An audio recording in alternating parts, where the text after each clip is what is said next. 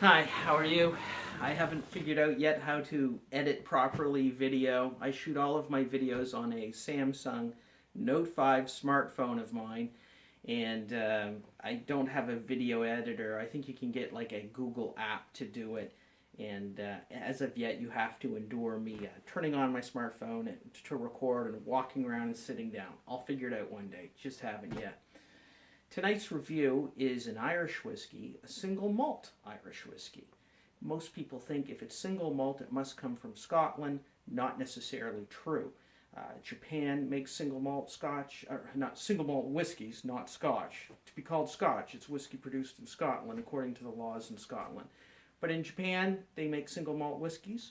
Canada makes single malt whiskeys. I think Glen Breton is an example of a distillery. And Ireland does too. To be a single malt whiskey, all you're really saying is that it's a whiskey of malted grain distilled by a pot still distillation process at a single distillery. And in Scotland, the grain must be barley, but in other countries, it can be anything. Now in Ireland, there is Bushmills. Bushmills Distillery, very old distillery. They say on here that it was established in, I believe, 1608. Maybe they got their license in 1608, but they actually didn't get into production till like 150 years later, sometime in the 19th century. Bushmills, this whiskey, 10-year-old, is a single malt of malted barley.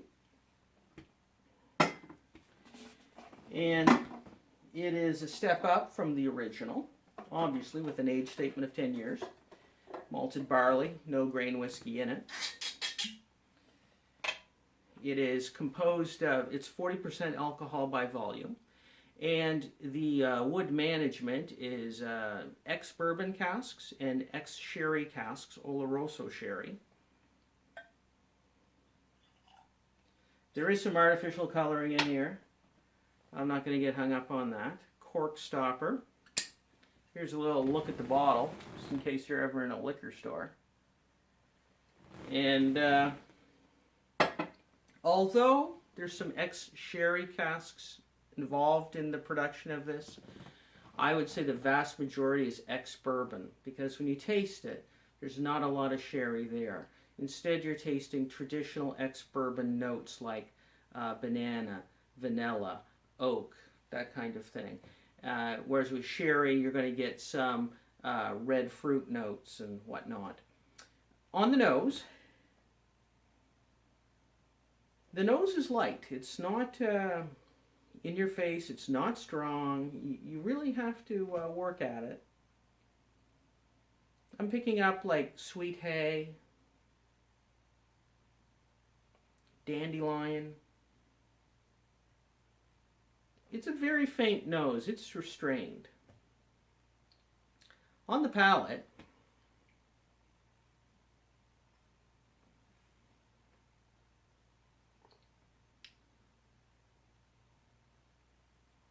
banana, honey, toffee.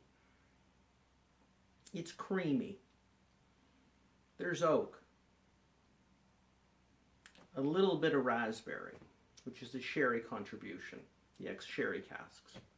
But the proportion, like I said before, of ex-bourbon and ex-sherry casks used to age this spirit, I think the majority of the barrels used that are blended into this are ex-bourbon.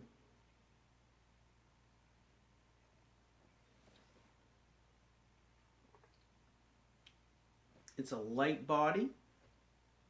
It's creamy. The finish is medium length, not too long. It's a bit tannic on the finish. Medium length, like I said. Ruby grapefruit. Drying balsa.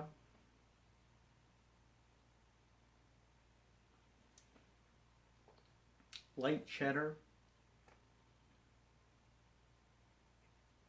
This whiskey is good. It is light-bodied, light in taste.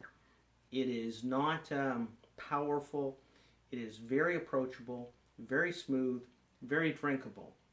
It is much like the Bushmills original It takes all of the good things out of the Bushmills Original and amps it up a bit.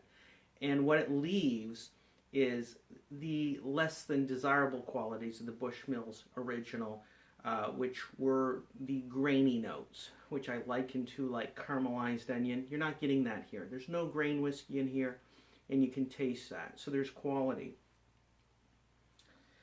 Bushmills, there is the original white label, then there's a Black Bush, kind of a black label, then there's this 10-year-old single malt, then there is a 16-year-old, and I think a 25-year-old. 16-year-old is really good, and this whiskey, the longer it's aged, the better it seems to get. I think this whiskey, it's all about price point. When you buy this whiskey, if you can find a single malt scotch, a 12-year-old scotch, you might be better off with the scotch if you want more robust flavors. If you like light whiskeys, if you like the flavor profile that I've just described, which would be raspberry, vanilla, banana, honey, oak, creamy notes, you're going to be happy with this. But if you desire heavier flavors or more robust flavors or complexity like deep sherry or port notes or chocolate, this whiskey you might find it lacking. Now, so there's the white label original, Black Bush, and then this, and then the 16, 25-year-old, and then maybe special releases every once in a while. The Black Bush is also good and is quite a bit cheaper and, to my mind, a bit more sherried. So maybe the proportion of ex-sherry casks in the Black Bush proportion is stronger than here. In general, this whiskey is good. There's no peat. It's not peated. It's triple distilled. Actually, Irish whiskey is known to be triple distilled. This whiskey has probably been distilled 6 or 7 times to get it to where they want it to be.